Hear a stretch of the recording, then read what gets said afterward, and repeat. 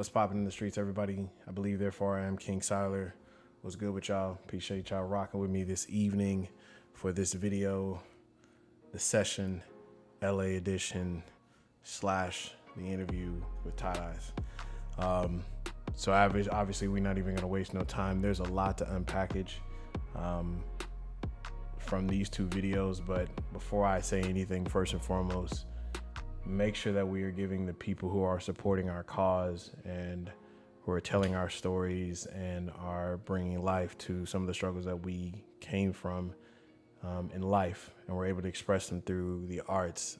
Make sure that we're giving them their flowers. And with that being said, again, I tip my hat off to Abel, Conrad, brother. Like, what you were doing with these videos are absolutely amazing. I was able to watch the interview, or excuse me, the LA session part whenever it dropped, and then I was able to watch Eyes' interview a couple of probably last Thursday, but I had to take some time to kind of unpackage that myself, because definitely after watching those two kind of back to back, you'd be surprised like how emotional it gets you. You know, I don't know if you're like me or anybody else, but when I watched the session, the LA edition, I personally got like really emotional, you know, just kind of hearing like, you know, the size of the story that Beast and of course Solo we're talking about in regards to like where they came from and what their stories were. And especially, obviously, you know, you might have got overwhelmed by, of course, Eyes' interview. I know I definitely did, because there are a lot of layers and a lot of things that he was saying that I personally feel that maybe some people didn't understand. But hopefully I can draw like a really good correlation as far as like what this man was saying, because there's a lot that he said during that interview that really hit home. But so again, big shouts out to Solo, Eyes, and Beast for doing these interviews, and definitely taking part in the session, the LA edition, and all the crumpers who were all the artists that were involved in the making of this film. Again, hats off to you guys. Thank you for being a part of this and allowing us, the rest of the community, to be able to watch this. So let's just jump right into it. I know majority of the time was spent, you know, kind of telling a lot of this is what we're unpackaging, is what Eyes was saying, but two big things that I definitely want to highlight as far as like what Solo and Beast were saying, in a weird way, maybe not as extreme as, you know, how Solo was talking when he was basically saying that, you know, coming up when you live in LA, you're either part of like, you know, three phases. Like, you're either in the gang life, you're in athletics, or you're in limbo. There really wasn't necessarily like, oh, I'm going to go be an artist or I'm going to go be a businessman. It's either you got these three choices. And clearly, you know, based off of like, you know, from what a lot of people say, or you hear from a lot of OGs or veterans or people that were there in the beginning or during the golden era of Crump, a lot of people, even if you were dancing or if you were involved in athletics, you were still in some shape, form, or fashion one of three people that you knew was involved in gang activity. So in a weird way, I could definitely kind of relate to that, because there's not much of that out here. You know, obviously gang violence ain't that bad in Texas. Like, I always tell people that, you know, we have to worry more about like law enforcement and like blatant racism out here. Like, you know, not just being transparent, like, you know, white people and Latinos are pretty damn racist out here when it comes to like, you know, dealing with like the black community. So it's just no secret as far as like when it comes to this. But you know, I can definitely, you know, understand like that balance of like being in limbo. If you're not chasing this, because I wasn't in athletics. I stopped in athletics like when I was in like 8th grade, and then got into the ROTC, and then realized that, you know, like, hey, I wanted to do something different in my life. Sports wasn't it. And, you know, for a little bit, I did feel kind of a pull to go in this other direction that I had no business being in. But luckily I was able to find dance, and that's what like really drove me, you know, through those last like 3 years of high school. And then of course, when Beast was he took a small moment, like he said, you know, practicing like, you know, stillness, like he was saying, take a moment, you know, lay down before we even start practicing. That's something I truly believe is really important. It's something I actually used to do whenever I was teaching as well. I would normally do it a little bit afterward. But of course it is important to just do that at any time, just taking time out to just think and process. I don't know who says it, but or Drake said it, you know, it's always lonely when it's dark out.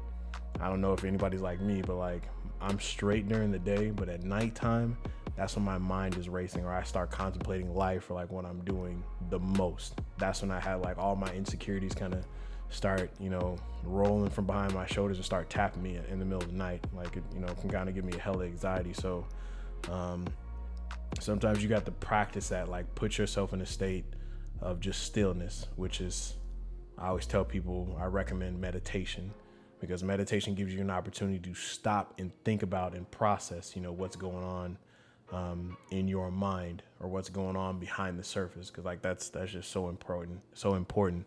Mental health is very, very, very important. And as dancers, because we carry our emotions on our shoulder, and sometimes we have to wait for the perfect opportunity just to, let that out, or to, express ourselves in that way. We have to take care of ourselves. One thing that I definitely learned is that being mentally unhealthy can physically affect you in a very, very detrimental way. And it can cause like weight gains. It can cause like stress, like to weigh upon you. Like it can like start affecting like numerous parts of your body that I had no clue about until the age of like 27. And I was one of those people I was one of those males who used to just simply ignore, what was going on, inside, and what was going on in the back of my mind. And used to just be like, I'm gonna just brush it off. So to kind of hear like those, that insight from like those two individuals, like it gives me a state of awareness that, okay, like, again, we're not the only people that are going through like these types of struggles. So it weighs heavy. So again, shouts out to them. Solo, big hats off. I've told him a couple times he's one of the many people, or one of the few people why I'm in Crump to this day. And Beast, obviously one of the probably debatable, one of the most accomplished crumpers of all time. So to have them in that film and to see, their perspective as far as like how they got in Crump was dope and very appreciated. So thank you very much, gentlemen. So to kind of kick through these points really quick, so that way this doesn't turn into like to some super long video. First point, as far as like when Tie-Dye's in his interview, that he was kind of talking at 19 minutes, like timestamps for these 19 minutes, he express who you are in real life through Crump. Like, you show us who you are, your life struggle, like your work, everything that you went through is going to come out on that dance floor. When he was talking about the session, like the session is supposed to be, again, it's supposed to be like a place of healing. It's supposed to be a place of welcome. So I thought that was a cold one. At 22 minutes, you can't put on someone else's life in Crump. We've seen that a million times. And that's exactly why I would definitely say in Crump, we've seen so many clones fail. We went through that period where a whole bunch of crumpers were trying to imitate other dancers and stuff like that, and always just didn't look right. Is because your life or your struggle or your pain can't be imitated. You can't put that out. You can't put that on. You know what I'm saying? Like, it don't add up in no way, shape, form, or fashion. So it's important that you always have your own reasoning behind dance. You need to put your own pain in your own craft. Simple as that. I thought it was cold. It's kind of like what he was saying, which makes a lot of sense. I kind of used to say this as well. Like 24 minutes, he's saying sessioning saves Crump. Battling kills it. And he's absolutely right at that. He said like, sessioning is like the all-star game. It's when we all come together and we all just kind of share the energy and just have a good time. It's not necessarily for competitive nature, but it's just we're supposed to be together. And then of course, battling is like the NBA finals. It's my team versus your team, or it's me versus me. It's Sylar's team versus whoever's team. That's how it's supposed to be. It doesn't matter if like crew or region or city or whatever the case may be, even fam, it's NBA finals. It's Cavs versus Golden State, whatever the case may be. Like, that's what it is. So I can definitely, how he was saying, I can definitely see how battling can definitely kill Crump. Because Crump is not meant to be used as a weapon to destroy. It's meant as an art form to empower and include people. Hence the reason why Chez is saying that, the session is meant to be a place of healing. It's supposed to be a place of gathering. This is our sanctuary. Like, this is our culture. It's our ritual. It's our traditions that we practice. Like, it's so important. So like when he's saying like battling is there, it's me against you. One of us got to fall.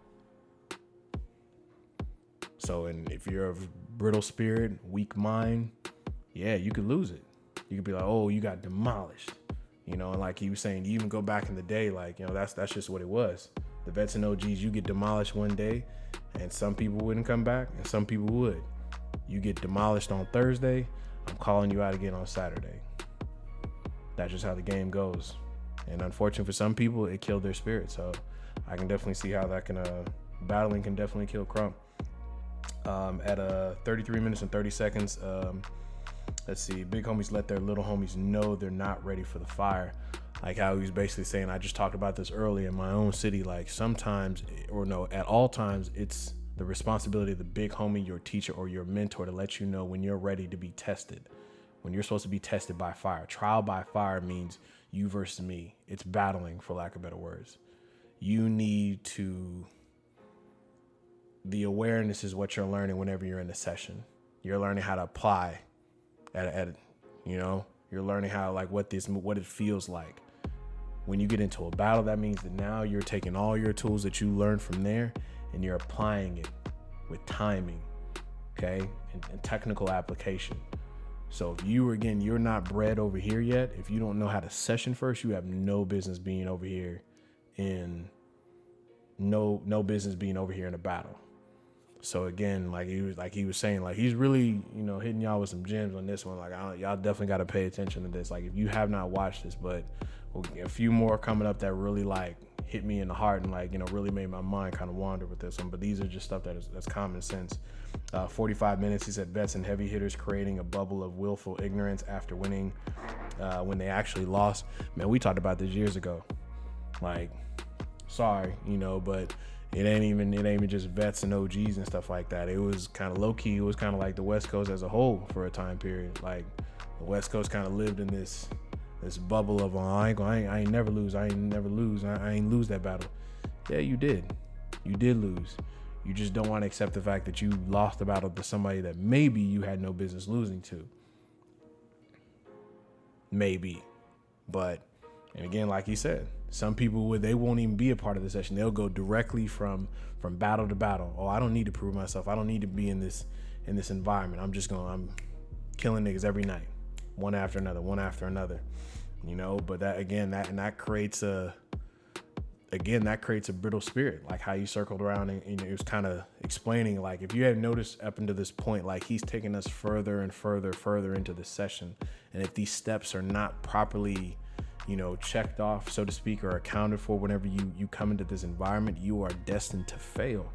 That right there is a prime example. Like, oh, if you never session and you only battle, the moment that you start losing battle, you get on a losing streak, or you just get demolished so bad that people remember it. You know, everybody's got that one battle that's been etched in stone. I got one, your big homies got one, everybody has one. Even Tight Eyes and Miho, they even have losses that are etched in time, you know, from battling, you know, all over the world. It's going to be there at the end of the day. But if you're only bred for battling, that's all you got. When you can't win battles no more, what else? Where else you going to go? You can't go back home because you never learned to be in that environment of healing. You got to get it back. That's all the man is trying to tell you. At 103, an hour and 3 minutes and 33 seconds, you know, this is kind of gets around the time when, you know, Chez kind of starts talking about, you know, his relationship with his brother and kind of explaining, you know, what happened, you know, in ER's passing. And I'll kind of read these because these are things that really kind of choked me up. And it was really beautiful the way that he connected how he felt about Crump and the session and his relationship to ER and what it was supposed to mean to him. Like, pay attention to what he was saying as far as in regards that the session is supposed to be a place of healing. So ER, basically he was saying is ER being the representation of the session, which correlates the relationship Chez had with ER spiritually and in blood. ER was Tight Eyes' healer, if you would say. So what I mean by that is that he even goes on to say that ER was the best sessioner that he had ever seen. Chez was the battler. He was kind of the guy that went out there and was just kind of like, you know, wrecking shop everywhere that he went, you know. And he even said that he inspired to have like what ER had whenever he hopped in the session. It just is what it is. But when he talks about like Crump and the relationship that he that he built with ER through this dance throughout the years, he spoke to, he spoke of ER as that was like his place to kind of like, in a sense, not to sound biblical, but lay his burdens down on. You know what I mean? Like, and ER was a physical representation of the session. So every time he saw him, or every time that they were around each other, like, and they were involved in the session and stuff like that, he got this feeling of just like, I want that. I want that. Crump clearly saves lives. Clearly saves lives. And like how he put, I can't say it any better than that. Like how he connected, ER as a representation, like he was his place of healing. ER was Chez's place of healing. He was the best sessioner, directly out of his mouth. Like that hit home. Like when he said that, I was just like, man, that's crazy. That's crazy. He was saying like, ER held him down, he held him up, he pushed him through. ER was Chez's place of healing. Continuing and push through the session, it would be not continuing, for, like he was saying, for him not to continue sessioning would be a disservice to ER. And so you have to kind of look at that and say like, you know what, as he was saying, sessioning is a welcoming place. It's the place to where you get that feeling back, the love of dance. It's not supposed to be about, I'm supposed to be better than you guys right now. Save that for battling. This is where I can just let everything out. And for ER to be that for Chez, man, I don't know what to tell y'all. So if you haven't had a chance to watch that interview, like you really, really, really need to go back and watch that. Really go back and watch that. He even, is, one of his last major points that I kind of wrote down, like right at an hour and 9 minutes and 44 seconds. He's like, what lasts is the impact that you have on people and the legacy that you leave behind. The legacy you leave behind. It's not about what's on YouTube. Yeah, that's going to be there. But push comes to shove, technology goes away, that's not going to matter. It's about the impression that you leave on the people that are around you. That's what's most important. We're not always going to be here. We're not always going to have the ability to dance. But what's most important is the legacy that you pass on. You have to pass it on. That is what's most important. And being in the session is where people are allowed to build those bonds to where you can live out the legacy of your predecessors and the people who came before you and after you. That's where you can live it. That one feeling, you may not be on the level of battling as somebody else, but the feeling that you get in the session, that's an emotion that's shared by everybody. That's something that is shared by everybody. At that point in time, it's not necessarily about skill.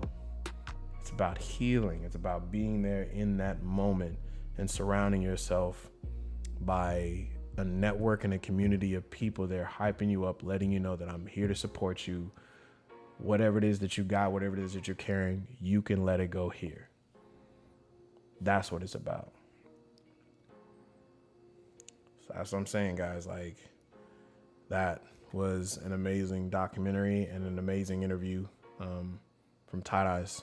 Because, again, we've never had that opportunity to see that type of emotion from Chez like that. I think this is like the first time that Chez really sat down, I think, if I'm not mistaken, talked to the community, since his brother's passing, and just kind of gave like a really in-depth interview as far as like, what he was going through, where ER was at, with him, before his passing and where he was mentally at during that time period as well. And me and Al share, me and Pun share a quote that I always tell people that greater the man, greater the challenge. And I can definitely say that Chez or Tight Eyes has had some true trials and tests and tribulations in his life. But I personally always tell people that I believe that lets you know how great the man is and what he's destined for. You done great, you're going to be tested in a great way as well. it's just unfortunate that we lost ER, too soon before his time, and we know how big of an influence he was on the entire community. Another one of the people that I truly aspire to, to be is just as good of his dancer as ER myself. Probably never reached that point, but again, like I don't forget the influence that people have on me whenever I watch them dance. And I definitely know that the rest of the community, we all share that sentiment as well. And we also know that Tight Eyes and his family would never forget his memory and everything that he did for the community. So again, if you have not had the opportunity to watch the session, LA edition, go watch it. If you haven't had the chance to go watch the original one that's based off of in Ohio, go watch that one as well. Tight Eyes' interview is up as well. Make sure that you go look. Again, don't waste your time. If you don't know where it's at, go to YouTube at Able Media Studios and go watch all three of them. If you watched it once, go watch it again just to make sure you didn't miss anything. But that's my review of the session documentary, LA edition, and Tight Eyes' interview.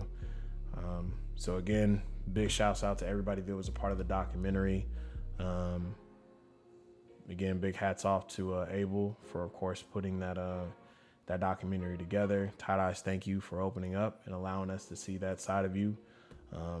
Whether people say it or not, I think that's highly appreciated, and we truly love that we're able to see that side of you, man. So thank you for that, because I know that's not easy, for any man to do, and especially in a man in your position. So thank you. But big shouts out to everybody. Appreciate y'all rocking. Make sure you go like and subscribe to the page, share the content. I'll holler at y'all later. Peace.